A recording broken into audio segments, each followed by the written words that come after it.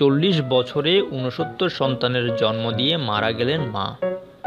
মাত্র বয়স 40 বছর, আর এই বয়সে 69 সন্তানের জন্ম দেন ফিলিস্তিনি এক নারী। গত রোববার রাজধানী গাজা উপত্যকায় তার মৃত্যু হয়। ইন্ডিয়া টুডে এ খবর জানিয়েছে।